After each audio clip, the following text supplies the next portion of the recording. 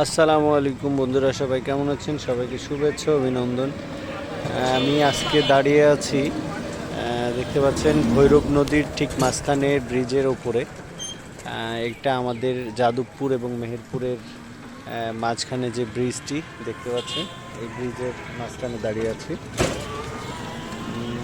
ভৈরব নদীটা খনন করা হয়েছিল বেশ কিছুদিন আগেই, প্রায় 4-5 বছর হয়ে গেল। আবার পুনরায় খনন করার জন্য দেখেন ট্রেজার দেওয়া কাজ শুরু করা হয়েছিল, বাট কাজটা শেষ হতে না হতেই বর্ষার পানি পুরো কিনারা ভরে গেছে।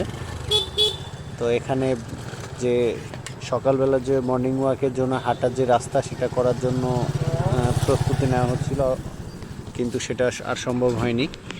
দেখতে পাচ্ছেন দুই পাশেই আসলে পানিতে ভরে গেছে।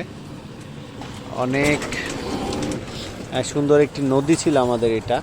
আমরা দেখেছি ছোটোবেলায় যে এইখানে কোনো দাম বা এই জার্মানি এগুলো থাকতো না, এগুলো নদীর যে স্রোতের ধারাবাহিকতা এগুলো চলে যেত। বাট এখন দেখি অনেক পরিমাণে দাম জমে থাকে সবসময়।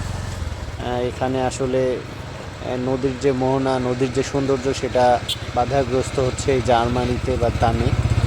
তো যাই হোক, সর্বোপরি সরকার যদি বা প্রশাসন যদি এটা একটু উদ্যোগ নেয়, সরকার যদি এটাতে সহযোগিতা করে, তাহলে অবশ্যই এই জার্মানিগুলো এই দামগুলো সরানো সম্ভব। কারণ এখন তো চায়না অনেক উন্নত প্রযুক্তির মাধ্যমে দাম সরানোর জন্য বিভিন্ন ধরনের মেশিন প্রযুক্তি তৈরি করেছে। সেক্ষেত্রে যদি সরকার শুরু করে বা ইচ্ছা করে, তাহলে অবশ্যই এই জায়গা সরানো সম্ভব। তো যাই হোক, সবাইকে শুভেচ্ছা এবং অভিনন্দন।